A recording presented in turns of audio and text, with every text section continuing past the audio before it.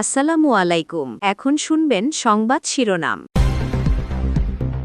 দেশের বিভিন্ন সীমান্ত এলাকায় ভারতীয় নাগরিকদের অবৈধভাবে পুশিং করার চেষ্টা লক্ষ্য করা যাচ্ছে। বিএসএফ এর অব্যাহত পুশিং চেষ্টায় বিজিবির বাধা। সীমান্তের রাতভর স্থানীয়দের অবস্থান, ৬টি আউটপোস্ট থেকে প্রায় ১০০ জনকে সরিয়ে নিল ভারতীয় সীমান্ত বাহিনী।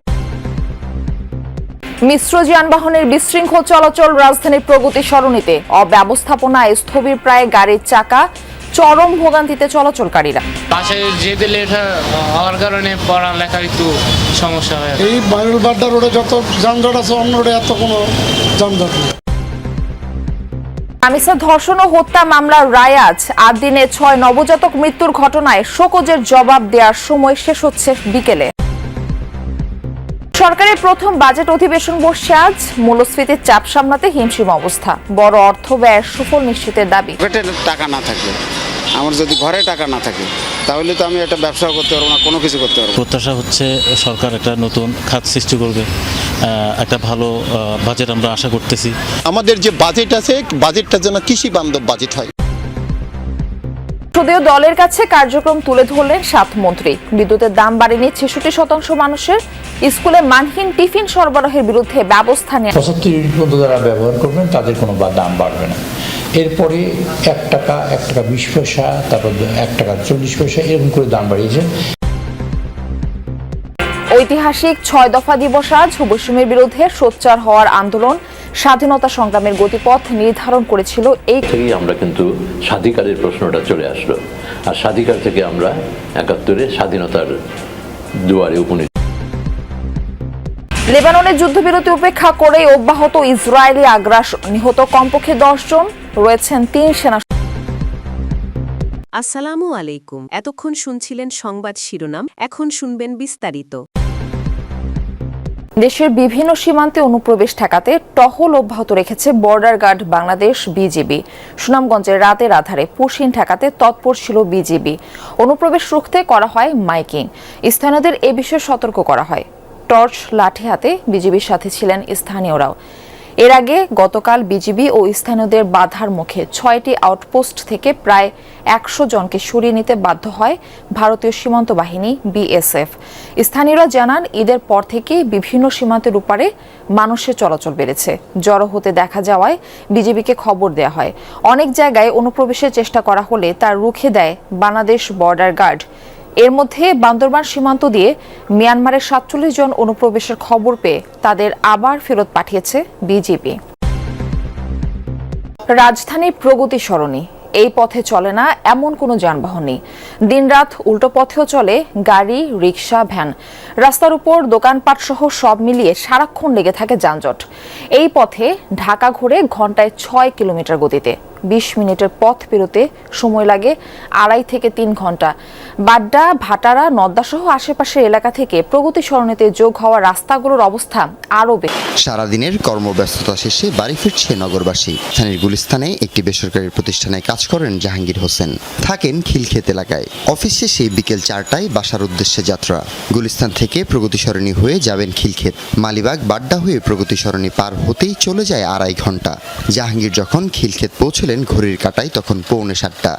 ২ থেকে ২.৫ ঘন্টা নামার পর, ২.৫ ঘন্টা পর যাওয়ার পর নামার পরে শরীর আসলে অনেক ক্লান্তি। দাঁড়ায় আসতে হয়েছে, বাসে সিট পাওয়া যায় না। গুলিস্তান থেকে খিলক্ষেতের দূরত্ব ১৭ কিলোমিটার। শুধু প্রগতি সরণি পথটা পার হতেই যানবাহনের গতি ঘন্টায় ৬ কিলোমিটারের বেশি নয়। বাসায় যেতে লেট হওয়ার কারণে পড়ালেখার একটু সমস্যা হয়। প্রতিদিন যে ভার্সিটিতে যাইতে লেট হয়ে যায়, এখন আমি বাসা যেতে পারি না ভার্সিটি থেকে। রিক্সা বেশি, এরপরে হচ্ছে আপনার যে সাইডে দেখেন অনেক দোকান বসছে। এই বাইরুল বাড্ডা রোডে যত যানজট আছে অন্য রোডে এত কোনো। গুরুত্বপূর্ণ যোগাযোগ পথ এই রাস্তা। রামপুরা, বাড্ডা ও ভাটারা হয়ে কুড়িল পর্যন্ত এসেছে সড়কটি। এই রাস্তায় কেন লেগে থাকে যানজট? উত্তরটা অব্যবস্থাপনা। পুরো রাস্তা জুড়েই দুই পাশেই উল্টো পথে চলা। আমরা যাই যেটুকু যাই ওইটুকু অন্যায়। সিটি কর্পোরেশনকে আপনার পারমিশন দিছে উল্টা যেতে? এই কথা বলছে আপনার উল্টা যেতে? সবাই নিয়ম। রাস্তার মাঝখানে দাঁড়িয়ে যাত্রী তুলে বাসগুলো, পেছনে দাঁড়িয়ে থাকে শত শত যান।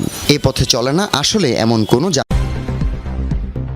রাজধানীর পল্লবীতে শিশু রামিসা আক্তার ধর্ষণ ও হত্যা মামলার আলোচিত রায় আজ। উভয় পক্ষের যুক্তিতর্ক শেষে ঢাকা মহানগর শিশু নির্যাতন দমন ট্রাইব্যুনালের বিচারক মাসরুর সালেকিন রায়ের জন্য এই দিন ধার্য করেন।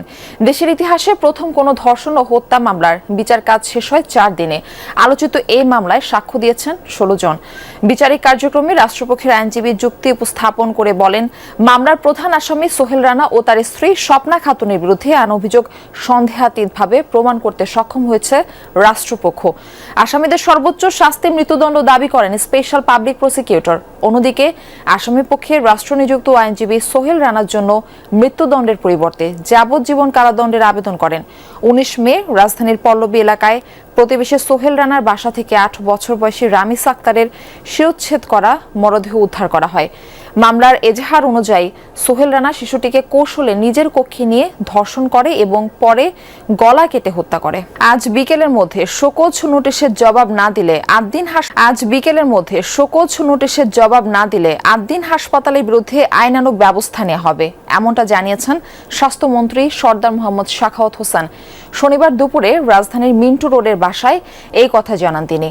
স্বাস্থ্যমন্ত্রী বলেন, আইন অনুযায়ী শোকজ করা হয়েছে 8 দিন হাসপাতাল কর্তৃপক্ষকে। বিষয়টি নিয়ে প্রধানমন্ত্রী তারেক রহমানের সঙ্গে আলোচনা হয়েছে।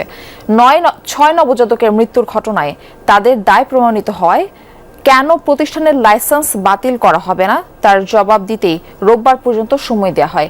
এর আগে তদন্ত প্রতিবেদনে হাসপাতাল কর্তৃপক্ষের দায় পাওয়া গেছে বলে জানান স্বাস্থ্যমন্ত্রী।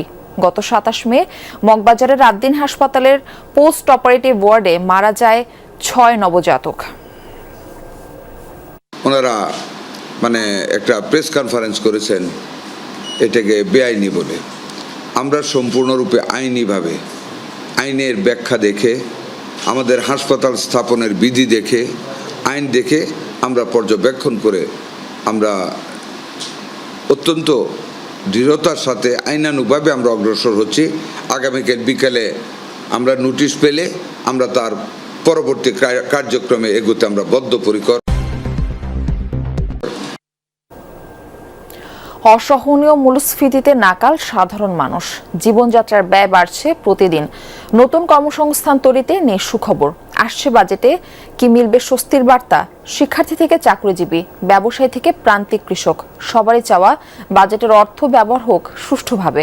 বড় অর্থ ব্যয় সুফল নিশ্চিত করবে সরকার। দুমুঠো খাবার জোগাড়ের নাম সংগ্রাম। সীমিত আয়ের মানুষের প্রত্যাশা বেশি নয়, চাওয়া চাল ডালের হিসাব কিছুটা সহজ হোক। সরকার জিনিসপত্রের দাম কমায় রাখলে তো আমরা দিনমজুরি মানুষ খায়া চলে শান্তি পাবো। এই তো আর কি।